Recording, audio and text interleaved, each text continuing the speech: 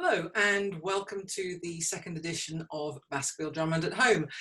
David Baskerville is with me again, and after last time's wander down the coronavirus street, we thought we'd bring it back to the eponymous heroes of this series, Baskerville Drummond.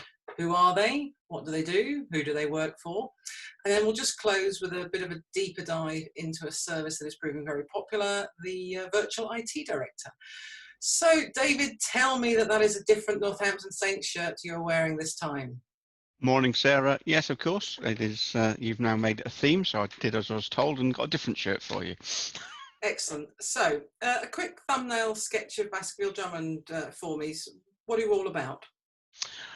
So what we're all about is helping law firms determine their IT strategy, find the right services and products to deliver that IT strategy, and then help implement everything. So typically a project with us will start with a strategic review. A firm will either come with a problem, or they'll sort of feel that they're not getting best value out of their IT, or they may feel that something isn't working to help them as much as they can. So we will quite often be engaged to help them determine actually what there is and what they need to do about it. So we sort of say that we have four pots of things that we do. Your first one is that traditional consultancy. Do us a review, give us your thoughts as to what we should do, potentially help us determine what our IT strategy is. The second thing that we do is then help with the selection, and by selection we are talking about selection of products, selection of people, the things that are actually going to address those challenges. We have helped firms select practice management systems, document management systems. We've helped them select staff, so we've done recruitment. So that sort of stage very much is to set the scene. From we've come in and said, this is your challenges. The selection is about saying, how are we going to address those challenges? And then the third stage of our process is then to implement. So we have recently helped Paris Smith and Goatley's implement a new practice management system and a new IT sort of hosting platform as well. So we'll take them through that journey of not knowing what the challenges are right the way through to implementing the new solution. So we go from being consultants to trusted advisors and sort of project overseers, providing that governance level. And then the final part, and one that we're certainly seeing a lot of more interest in over the last sort of 3 to 6 months, is a service we call the virtual IT director, where firms know they need strategic advice. They know they need that long-term person, but they don't have the desire or actually the scale to have those services in hand. So they will rely on us to provide those services. And we've got clients who are in the barristers market and in the legal market who are now engaged as their IT director on that 1 day, 2 day, a month style model, so we can be very flexible about responding to their needs, and that they're not having to engage on a significant cost basis. And then the new strings for a bow is, over the last few months, we've been looking at the services that we can provide, and obviously we're very much known as an IT consultancy, but actually we've now brought in a finance director because we're finding our clients have not only got a need for advisory work around their IT strategy, but we feel that there's an opportunity there where we can expand and give wider support by offering financial leadership as well, on again the same sort of retained advisory model rather than a full-time headcount. So, David, how do firms get the most value out of you? I think there's two types of clients that we are working with. One is what I would sort of call your almost traditional regional law firm. That sort of, to put numbers on it, that sort of 5 to 40 million turnover firm, where they've got probably up to 250-ish staff.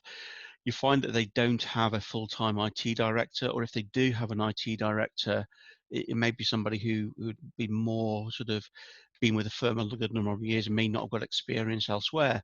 And what we're finding is firms like that, they may have outsourced their IT to a third party.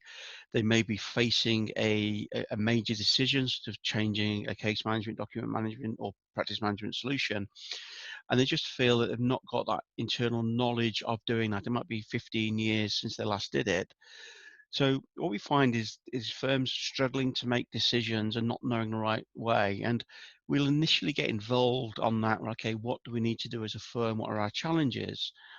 So very much our initial engagement with a lot of our clients is we've got a challenge, a problem, we're not quite sure what to do about, and we will help them make that journey, decision, and then move along that journey of selection, implement, and at the end of those journey, become that trusted advisor.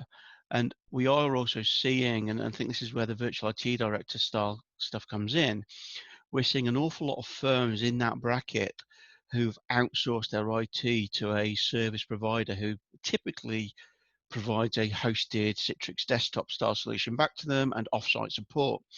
And what we're seeing more and more is that those service providers are giving a commodity service back to the law firm, and the law firms aren't happy with it. And when they actually come to look at those contracts, they've got no teeth into how they alter it. So we've worked with several firms in the last year, either on a we need to change our IT provider, or we need to get value out of the provider we've got, and we always need to re-engage. So we're seeing an awful lot of interest in our service, which actually manages the third-party suppliers on behalf of the law firm, because what we're finding is the law firm has bought a service, but perhaps doesn't quite understand what that service was. It's in geek speak, and also doesn't know the levers of how to manage the clients to get better than just contracted forward service. And one good example of that, I think we touched on it last time, is the firms that have been very disappointed through the COVID, where their service providers have just said, "Well, that's what you paid for. We're going to charge a fortune to do anything different." Versus, we have been able to negotiate with those service providers for our clients, so they've tailored the service to the firm's now new needs, rather than the commodity service they contracted for 2-3 years ago. And I think the other thing I'd say is a lot of those outsourced service providers are very, very good at what I would call tin hosting. They're good at the infrastructure, they're good at security, but they know nothing about the business application layer. So our expertise is very much around that business application layer rather than the infrastructure. So we can actually find that a lot of the frustrations a firm have are actually to do with the whole package, where the service provider is actually only interested in help desk and hosting services. They don't understand what the law firm is actually trying to do from their business point of view. Okay. Now you've mentioned the virtual IT director service. It's a service that's definitely grown in popularity.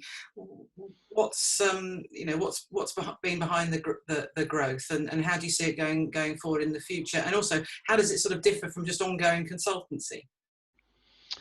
So I think the growth really is that um, it's really been driven by twofold. It is driven by a number of law firms feeling very disappointed with their IT service provision, be that internally or externally. So I think that's one driver. The other drive is people are looking at the market and seeing that all their competitors are getting on board with the IT stuff, but they don't know what they need to do, and they need that help. And as I said, they may be, we can't afford somebody full time. We don't need that level, but we need that long-term relationship and strategic advice type thing, and support. So I think those are two real big drivers for that. And the reason it's not like a consultancy project is it's very much long term.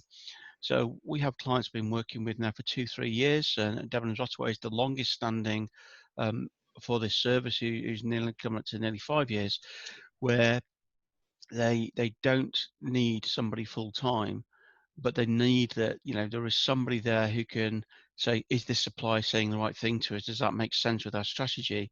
So Debenhams Ottaway is a great example, actually. When we looked at their challenges, they were on yes, they're on the cloud hosted, but they were in a private cloud with a limited number of Citrix servers. And initially, when we went to market, all the vendors were saying, all you need is a better Citrix server, you need better Citrix delivery.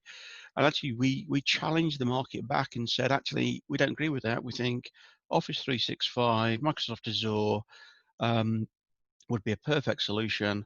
And at the time, I mean, this is now, we're coming up to the 4th anniversary of that project.